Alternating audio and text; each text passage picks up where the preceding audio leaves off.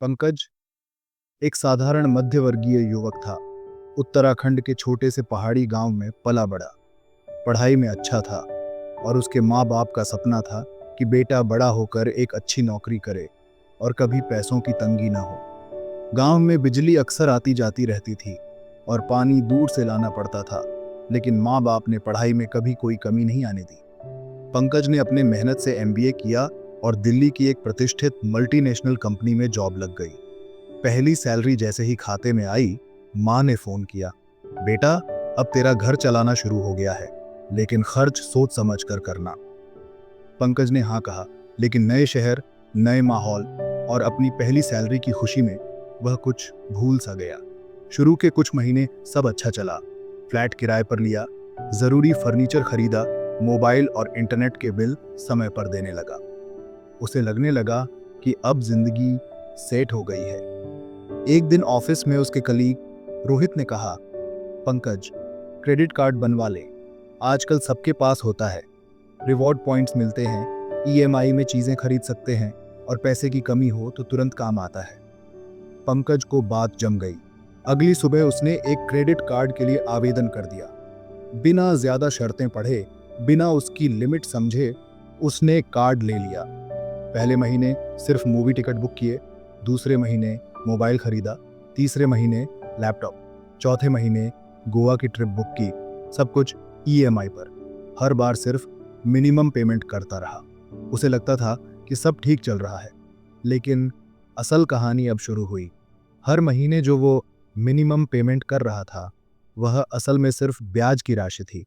Credit card कंपनियों की सालाना ब्याज दर लगभग 36% होती है।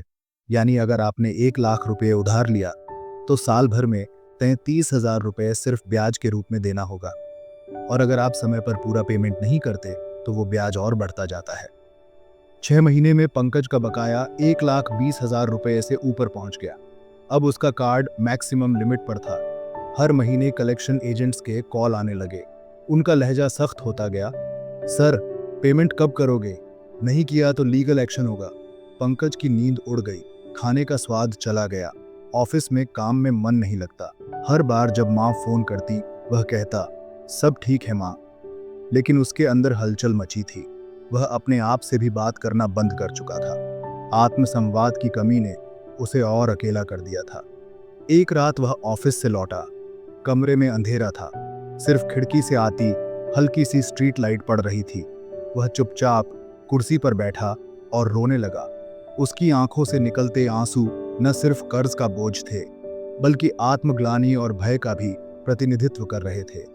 वह सोच रहा था, क्या मां को पता चल गया तो क्या मैं फिर कभी आर्थिक रूप से स्वतंत्र हो पाऊंगा।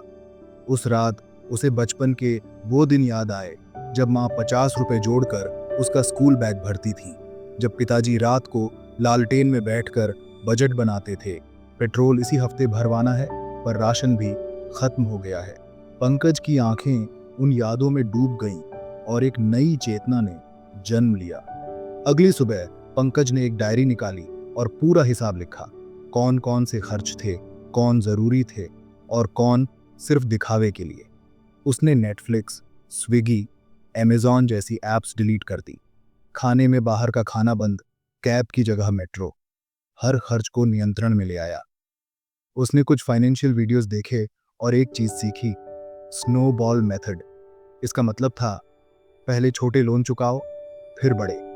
उसने सबसे पहले 5,000 रुपए वाले ड्यूज खत्म किए, फिर 10,000 और धीरे धीरे बड़े कर्ज को चुकाना शुरू किया। कुछ पुराने कपड़े बेचे, कुछ फ्रीलांस काम किया, कुछ पैसे एफडी से निकाले और 8 से 10 महीनों में उसने पूरे 1,20,000 रुपये चुका दिए। इस दौरान उसने कई बार हार मानी, लेकिन हर बार अपने बचपन की सादगी और माँ की आवाज याद आ गई, बेटा कर्ज कभी मत पालना। फिर उसने अपना क्रेडिट कार्ड बंद कर दिया, लेकिन एक लिमिटेड कार्ड अपने पास रखा, सिर्फ इमरजेंसी के लिए। अब वह हर महीने पूरा पेमेंट करता है। अब वह हर खरीदारी से पहले सोचता है, क्या ये जरूरी है। 1 साल बाद उसका क्रेडिट स्कोर जो 580 था बढ़कर 750 हो गया। बैंक अब उसे प्री अप्रूव्ड लोन ऑफर कर रहे थे। लेकिन इस बार पंकज जान चुका था, हर शाइनी चीज ज़रूरी नहीं होती। अब वह क्रेडिट कार्ड का इस्तेमाल सिर्फ दो स्थितियों में करता, जब उसे कोई बड़ा लाभ मिल रहा हो या जब कार्ड से लेन देन करने पर सुरक्षा की ज़रूरत हो। हर महीने पूरा बिल चुकाना उसकी आदत बन गई थी। उसने अब अपने गांव में एक छोटा सा फाइनेंशियल अवेयरनेस प्रोग्राम शुरू किया। बच्चों और युवाओं को समझाने लगा, पैसा कमाना आसान है, लेकिन उसे समझदारी से खर्च करना असली हुनर है।